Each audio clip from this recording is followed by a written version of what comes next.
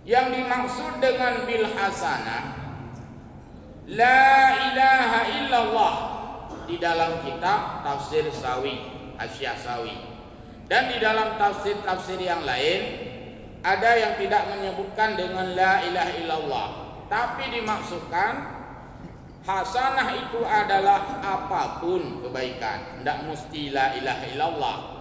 Karena makna hasanah di sini ada dua. Yang pertama mengucapkan la ilaha illallah, yang kedua bukan mesti la ilaha illallah, tapi apapun juga, apakah itu amaliyah qauliyah, amaliyah fi'liyah, pokoknya amal kebaikan dianggap kebaikan semua itu. Kenapa disebutkan la ilaha illallah?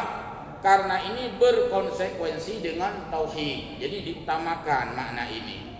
Karena orang mau baik sebaik apapun, kalau tidak bertauhid, hanya muhobah kebaikannya. Orang kafir banyak kebaikan sosialnya, banyak sekali. Bahkan mungkin secara nominal boleh jadi mereka lebih banyak menyumbang untuk kebaikan sosial, untuk kegiatan-kegiatan keagamaan, bahkan kegiatan-kegiatan santunan, bahkan banyak mereka berbuat. Tapi kalau di luar iman, tidak ada tauhid, tidak ada hubungan dengan hari akhirat, itu hanya kebaikan di dunia dalam tataran sosial kemasyarakatan. Kebaikan juga, cuma tidak berefek kepada akhirat. Karena kebaikan akhirat harus orang itu mukmin. Karena dalam ayat yang seperti itu, wa huwa mu'min man amila salihan min dzakarin wa unsa wa huwa mu'min. Siapa yang berbuat kebaikan, baik laki-laki atau perempuan, wa huwa mu'min, asalkan dia itu orang mukmin. Kalau bukan orang mukmin, maka putus hubungan dengan ukhrawi. Kita lihat lagi. Wal muradu bil khairi al jannah, dan yang dimaksudkan dengan kebaikan di sini yang dia peroleh itu adalah Allah memberikan kebahagiaan ukhrawi, yaitu jannah. Jadi kenikmatannya itu ditambah-tambah oleh Allah walau hanya dengan satu kebaikan. Maka bayangkan kalau dia itu banyak kebaikan.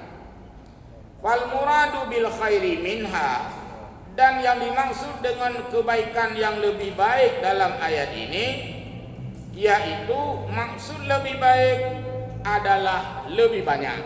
Maksud lebih banyak adalah asyru amsalihah. Ini ada angka nominal, ada balasan-balasan, ada kalkulasi kamu kali-kali. Tapi untuk ibadat kita tidak begitu fokus dengan kali-kalinya. Hai pakai nyemot han ibadat. Oh kita hanya mau 10 bala, baik kalau ingat 10. 10 itu urusannya Allah untuk kita. Kita beribadat bukan karena motivasi 10. Kita hendak ibadat, gubala 10. Kanyan motivasi ibadah. Motivasi ibadah adalah ridha Allah. Mau Allah balas 10, mau 300, sejuta, itu terserah Allah. Cuma Allah menyampaikan informasi ini agar kita tahu bahwa Allah tidak pelit dalam memberi balasan. Hana gupah-pah li Allah, gubi-lubeh tu. Kenapa satu kebaikan Allah balas 10? Bukankah idealnya 1:1? Maksud ada yang ditanya, bukankah yang ideal satu kebaikan balas 1 lah? Kenapa ada lebih 9? Inilah yang dimaksud dengan fadlam minallah, karunia Allah. Allah berikan karena Allah menyenangi hambanya. Jadi diberikan lebih terus.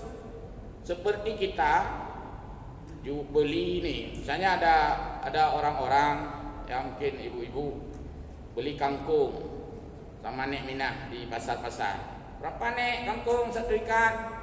Ikut nek 3 ikat 1.000. Kalau orang itu murah hati, dikasih uang 100.000, dah nek nggak usah dibalik. Mahek baca orang dia. Itulah kemurahan dia.